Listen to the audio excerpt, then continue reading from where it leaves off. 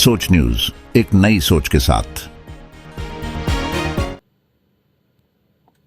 રાજકોટ સમસ્ત લેઉવા પટેલ સમાજના આસ્થાના કેન્દ્ર ખોડલધામ મંદિરના દર્શનાર્થે પદ્મિની બાવાળા પરસોત્તમભાઈ રૂપાલા 5 લાખ વાર માફી માંગે તો પણ માફી નથી આપવાના પરસોત્તમ રૂપાલા અંતરાત્માનો વાત સાંભળીને પોતે જ ચૂંટણી નથી લડવી તેવું જાહેર કરવું જોઈએ તેવું પદ્મિની બાવાળા આવતીકાલના ક્ષત્રિયોના મહાસંમેલનમાં ગુજરાત ઉપરાંત રાજસ્થાનથી પણ ક્ષત્રિય આગેવાનો ઉપસ્થિત રહેશે। કાલના સંમેલનમાં જે નિર્ણય લેવાય તેના પરથી આગળની રણનીતિ નક્કી કરીશું।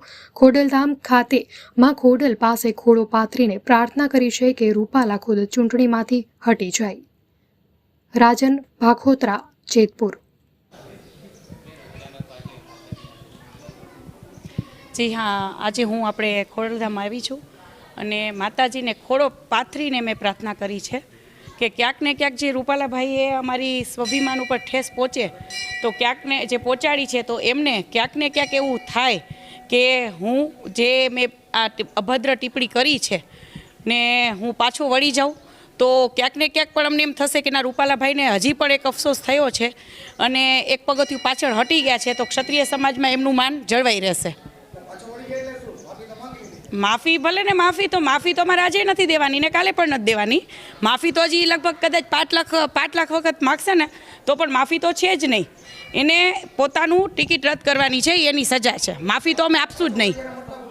પાછા હા ટિકિટ રદ કરી દે, પોતે પોતાની રીતે રાજીનામું આપી દે કે ભાઈ મને અફસોસ થયો છે અને જે બહેનોની એને અભદ્ર ટિપ્પણી કરી છે એનો એને અફસોસ હોવો જોઈએ તો માફી તો નહીં જ મળે, કોઈ દિવસ આશા પણ ન રાખે, એક સ્ટેજ પાછળ હટી જાય એમ।